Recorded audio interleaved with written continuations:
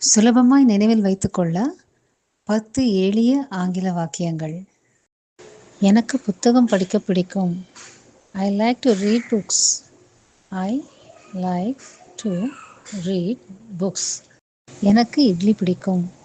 I like idli. I like idli. எனக்கு கால்பந்து விளையாட பிடிக்கும். I like to play football. I like to play football. எனக்கு இசை கேட்க பிடிக்கும். I like to listen to music. I like to listen to music. இதில் இன்னொரு விஷயம் என்னன்னா, இதில் சில வாக்கியங்களை நம்ம ரெண்டு மாதிரியும் சொல்லலாம். அதாவது எனக்கு புத்தகம் படிக்க பிடிக்குங்கிறது ஐ லைக் டு ரீட் புக்ஸ்னு சொல்லலாம், ஐ லைக் ரீடிங் புக்ஸ்னு சொல்லலாம். அதுபோல தான் எனக்கு கால்பந்து விளையாட பிடிக்கும்னா ஐ like to play football, I like playing football. I like to listen to music, I like listening to music. ஆனால் ஐ லைக் இட்லியை அப்படி சொல்ல முடியாது.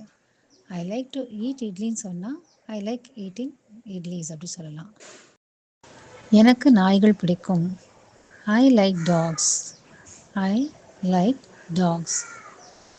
இதே ஏற்கனவே சொன்ன மாதிரி இதுவும் ஒரு உதாரணமாக சேர்த்துக்கலாம். இப்போ நம்ம ரெண்டாவது பார்த்தோம்ல ஐ லைக் இட்லி, அதே மாதிரி தான் ஐ லைக் டாக்ஸ் நீங்கள் வேறு சென்டென்ஸாக, அதாவது இந்த லிசனிங் டு அந்த மாதிரி சொன்னோம்ல, அந்த மாதிரி பிளேயிங் அந்த மாதிரி ஐ லைக்கிங்னு சொல்ல முடியாது. ஆனால் இதே எனக்கு நாயை செல்லம் கொஞ்சம் பிடிக்கும் அப்படின்னு சொல்லணும்னு வச்சுக்கோங்களேன், I like to pet dogs. இந்த பெட்டுங்கிறது செல்லம் கொஞ்சிறது. பெட்டுங்கிறது செல்ல பிராணியும் உண்டு, செல்லம் கொஞ்சிறதும் உண்டு. அப்போது I like to pet dogs, I like petting dogs அப்படி சொல்ல முடியும். எனக்கு பூனைகள் பிடிக்கும். I like cats. I like cats. எனக்கு கடற்கரை பிடிக்கும். I like the beach. I like the beach. எனக்கு நடைப்பயிற்சி பிடிக்கும். I like walking. I like walking.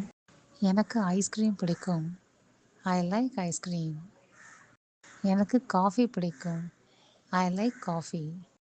அழகு தமிழில் ஆங்கிலம் பயில எங்கள் சேனலை சப்ஸ்கிரைப் செய்யுமாறு கேட்டுக்கொள்கிறோம்.